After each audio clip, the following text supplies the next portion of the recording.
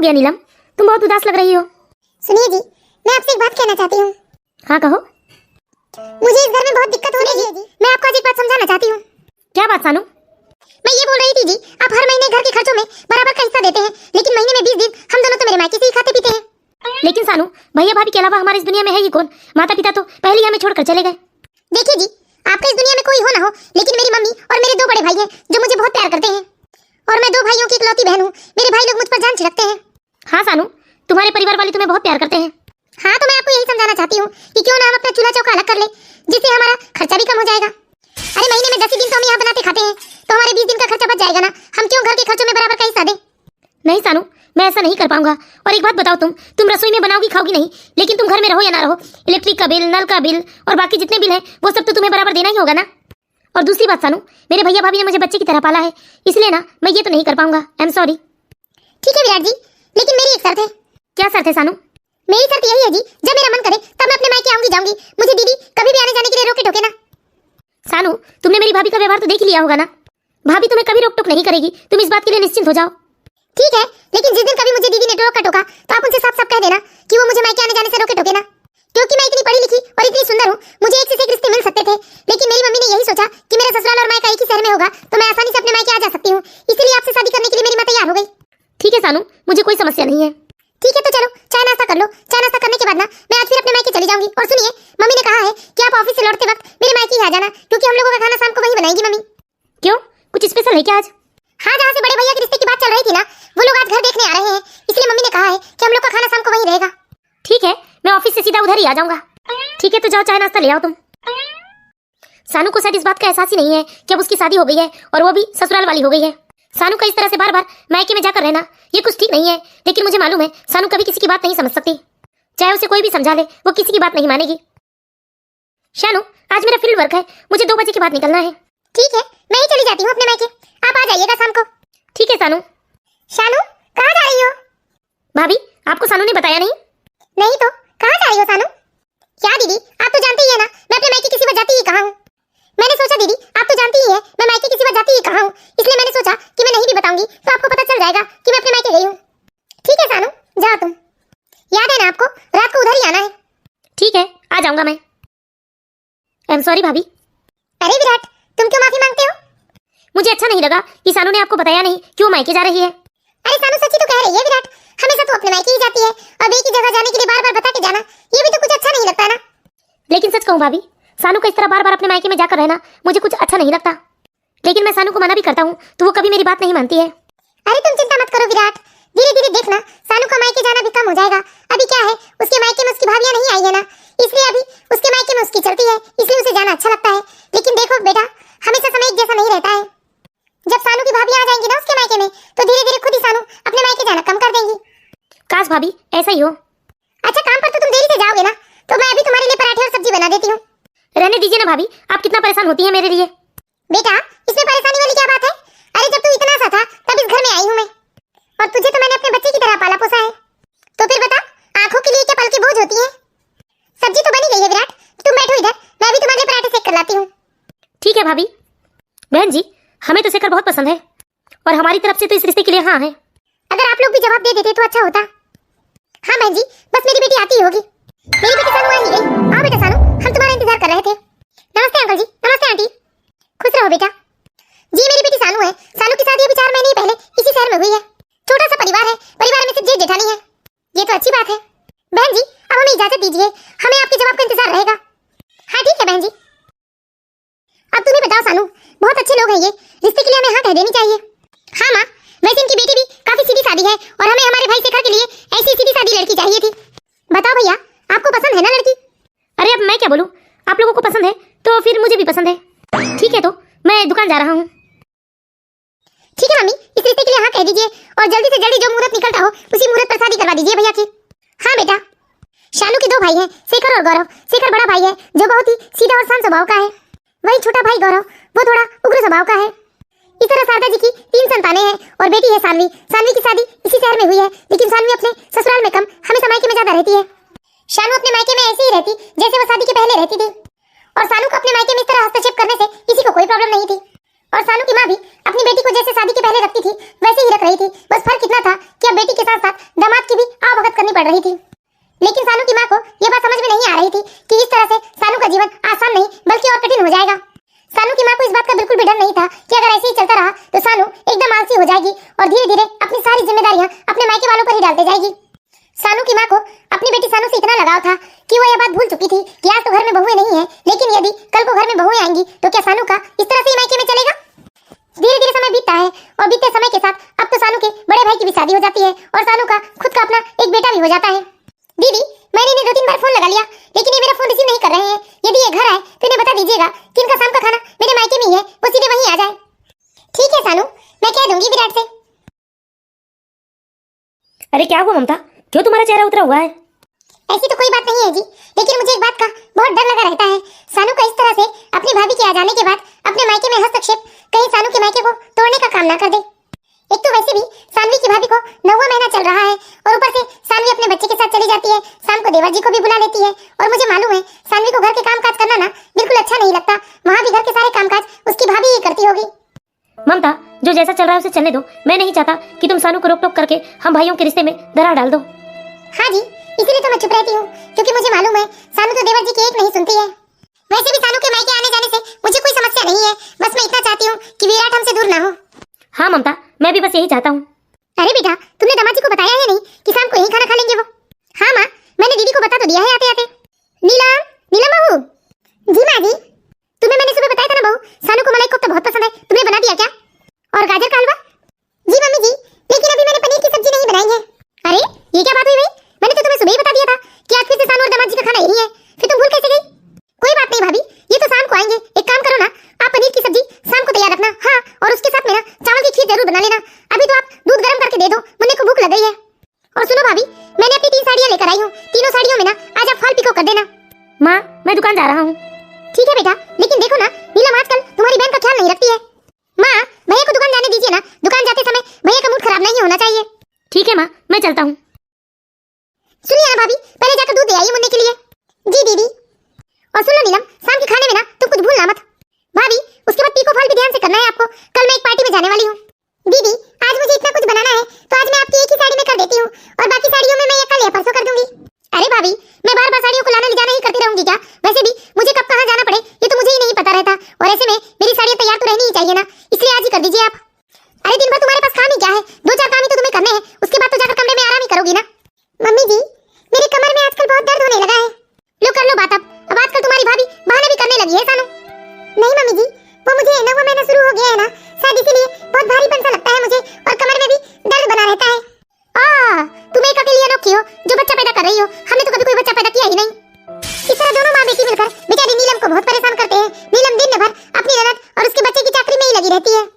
बेचारी नीलम को अपने लिए समय ही नहीं मिल पाता है, धीरे धीरे समय बीतने लगता है और अब तो नीलम को भी एक बेटी हो जाती है। क्या हो गया नीलम, तुम बहुत उदास लग रही हो। सुनिए जी, मैं आपसे एक बात कहना चाहती हूँ। हाँ कहो।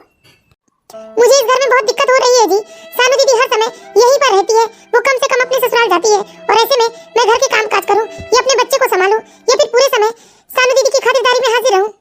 सच कहूं जी, मेरे अंदर हिम्मत नहीं है कि मैं दीदी और मम्मी जी के सामने कुछ बोल सकूं, क्योंकि आप जानते हो जी दीदी और मम्मी जी कितनी तेज है और मैं उनसे लड़ तो नहीं सकती।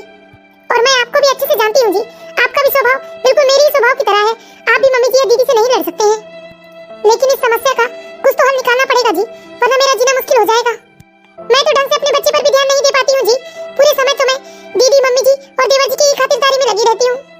देवर जी और मम्मी जी तो फिर भी मुझसे कोई फरमाइश नहीं करते अपने लिए, लेकिन दीदी तो हर समय अपने और अपने बच्चे की खातिरदारी ही करवाती रहती है मुझसे। बात तो तुम बिल्कुल सही कह रही हो नीलम, लेकिन लड़ने से इस समस्या का कोई समाधान नहीं निकलने वाला है। तुम चिंता मत करो, मैं कुछ तो समाधान निकालता हूँ, बस तुम मुझे थोड़ा समय दो नीलम। ठीक है जी। नीलम और शेखर इस समस्या का हल ढूंढने लगते हैं और धीरे धीरे 1 हफ्ता बीत जाता है और 1 हफ्ते बाद शेखर आकर अपनी माँ से कहता है, माँ। अरे क्या हुआ भैया, दुकान नहीं गए अभी तक आप? माँ, मैं एक बात कहना चाहता हूँ आपसे। हाँ कहो ना बेटा। माँ, हमारे घर से दुकान बहुत दूर हो जाता है और दोपहर को मैं जब खाना खाने आता हूँ और उसके बाद दुकान जाता हूँ तो बहुत देर हो जाती है माँ।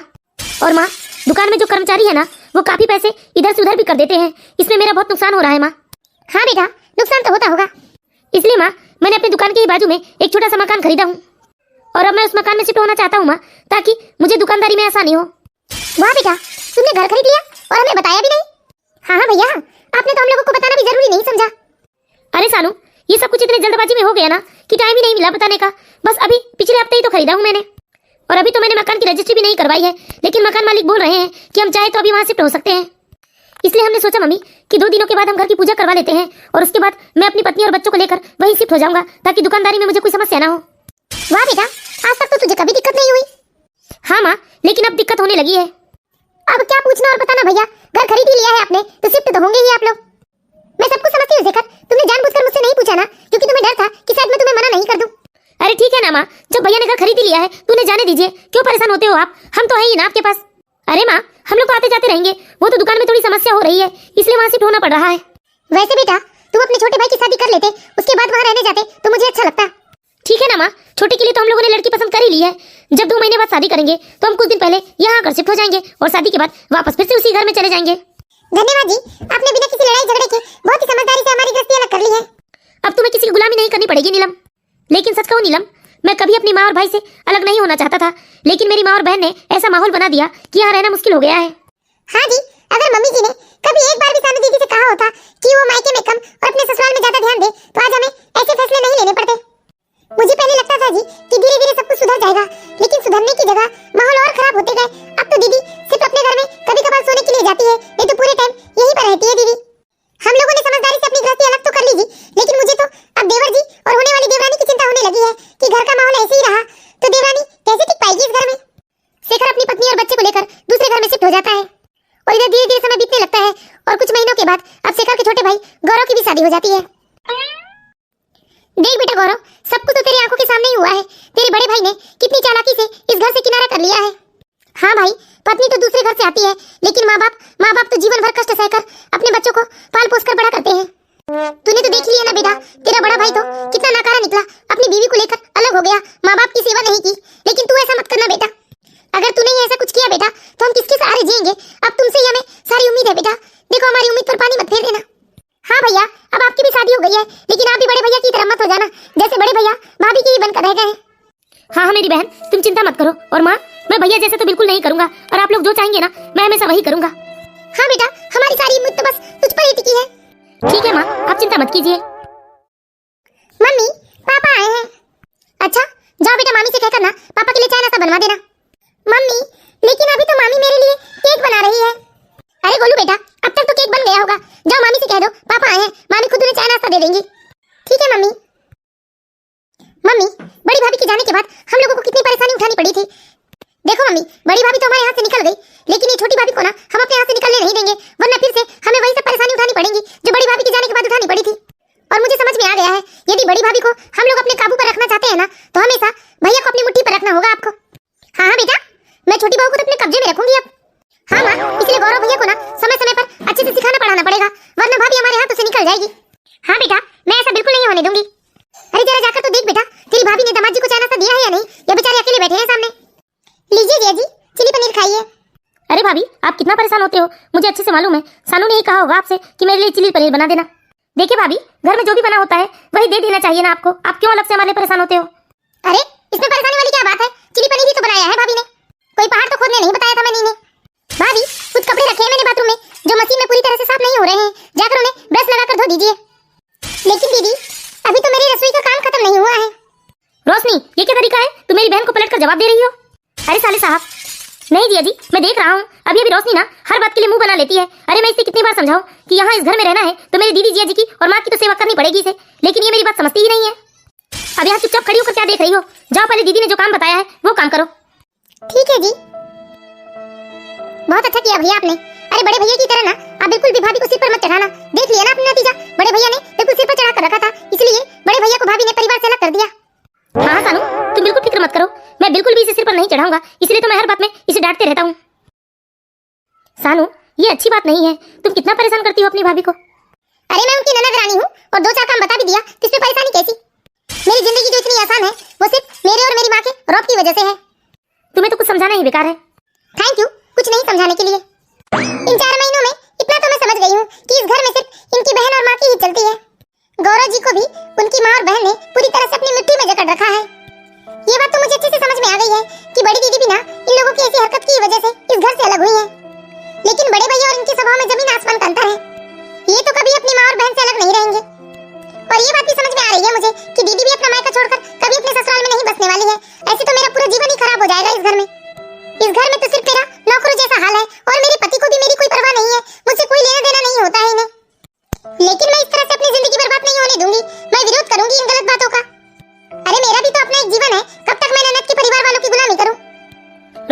रोशनी, अब इन्हें क्या हो गया? आ रही हूँ। देखिए ना भैया, अगर भाभी को मेरी साड़ी नहीं धोनी थी तो मना कर देती ना साफ साफ। देखिए मेरी साड़ी का क्या हाल कर दिया है भाभी ने। मुझे मालूम है जानबूझकर भाभी ने ऐसा किया है ताकि दोबारा मैं उन्हें कोई काम ना बताऊं। क्या हुआ? तुमने जानबूझकर ये सब किया है ना? लेकिन किया क्या है मैंने? अब इतनी भोली मत बनिए भाभी। देखिए ना आपने मेरी साड़ी का क्या हाल किया है। आपने जानबूझकर मेरी साड़ी निरमा में डुबो कर धोई है ना। देखिए ना मेरी साड़ी की सारी शाइनिंग खत्म हो गई। दीदी, मैंने आपकी साड़ी को शैम्पू में डुबाया था, लेकिन मैंने जैसे डुबाया वैसे इसका रंग चला गया। इसमें मेरी क्या गलती है? देख तो, ननद से जबान लड़ा रही है। जरा भी शर्म नहीं बची आजकल की बहुओं में तो। बदतमीज, मेरी बहन से जबान लड़ाती है। ये क्या? बिना गलती के आपने मुझ पर हाथ उठाया? अभी तो सिर्फ एक ही चाटा पड़ा है। अगर इसी तरह से तुम्हारा मुंह चलता रहा ना तो रोज तुम्हें चाटे पड़ेंगे। बहुत हो गया। मैं इस तरह से अपनी जिंदगी बर्बाद नहीं कर सकती हूँ। अब मैं अपने मायके जा रही हूँ और तभी इस घर में लौटूंगी जब आपकी बहन अपनी ससुराल चली जाएगी। क्यों, तुम्हें नहीं मालूम है? शादी के बाद ना एक लड़की का ससुराल ही उसका घर होता है, मायका नहीं। अच्छा, ये बात सिर्फ मुझ पर लागू होती है क्या? आपकी बहन पर नहीं? क्या आपकी बहन का ससुराल नहीं है जो पूरे समय अपने मायके में बोझ बनकर रहती है? अरे आपकी बहन को भी भगवान ने हाथ पैर दिए हैं, लेकिन एक काम वो खुद नहीं कर सकती। क्या मैं पूरे समय आपकी बहन की खातिरदारी में हाजिर रहूं? क्या मेरा अपना खुद का कोई जीवन नहीं है? तुम्हारी हिम्मत कैसी हुई मेरी बहन के लिए ऐसा बोलने को? ये मेरी बहन का घर है और जब तक उसका मन चाहेगा तब तक वो इस घर में रहेगी। और तुम्हें इस घर में रहना है तो मेरी बहन के परिवार की सेवा तुम्हें करनी होगी। अच्छा ठीक है, तो जब तक आपकी बहन चाहे तब तक मायके में रह सकती है, तो मैं भी किसी की बहन और बेटी हूँ। जब तक मेरा मन चाहेगा मैं भी अपने मायके में रहूंगी। मैं अभी के भी अपने मायके जा रही हूँ।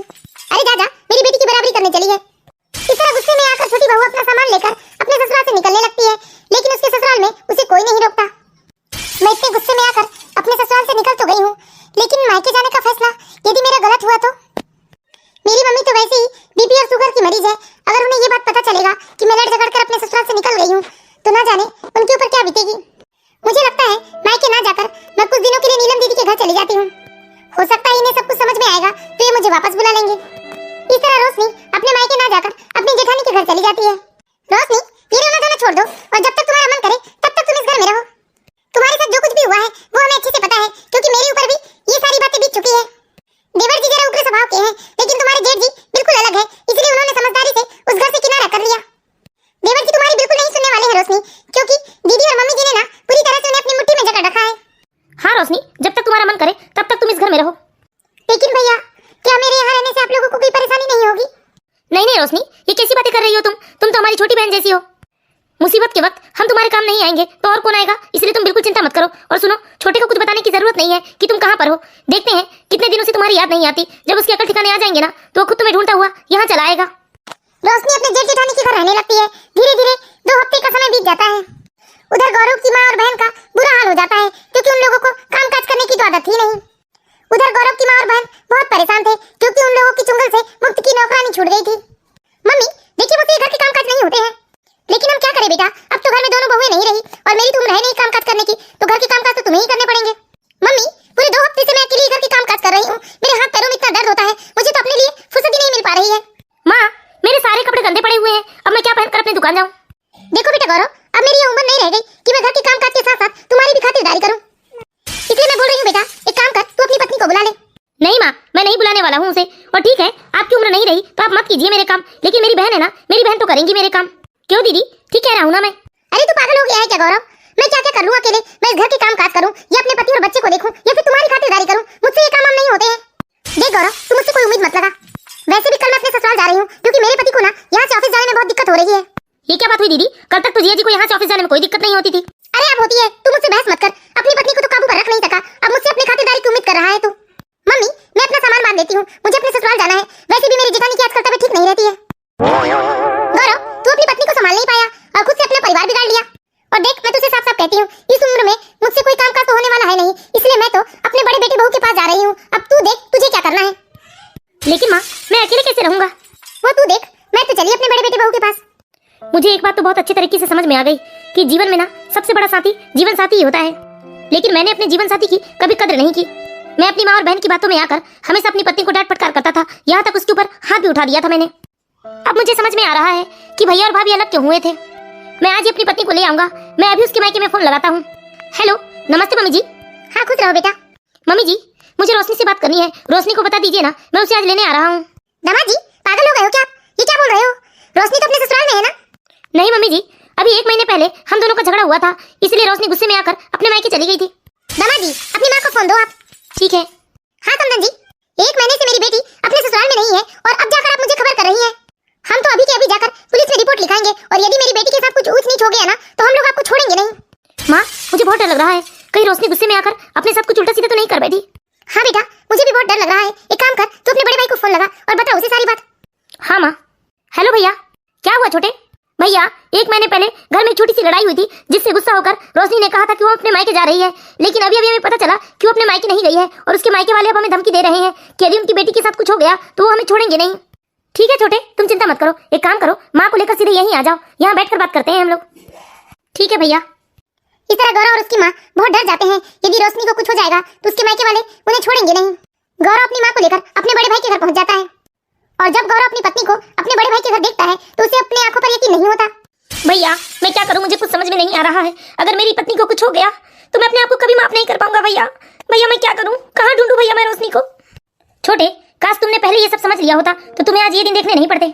और माँ, आप अपनी बेटी के प्यार में पागल होकर अपने दोनों बेटों का घर बर्बाद करने चली थी आप। माँ, ये तो दुनिया की रीत है कि एक बेटी को शादी करके ससुराल जाना ही पड़ता है। कोई भी बेटी ना अपने मायके में अपना जीवन नहीं कर सकती है। लेकिन मैंने देखा माँ, आपने इस रीत को बदलने की कोशिश की, अपनी बेटी को अपने मायके में ही रखना चाहती थी आप। और दुनिया की ये भी रीत है माँ, जब कोई भी शादीशुदा बेटी अपने मायके में रह जाती है ना तो अपनी भाभियों का घर कभी बसने नहीं देती है। मैं तो समझदार था माँ, जो समय रहते अपने परिवार को उस घर से अलग कर लिया था।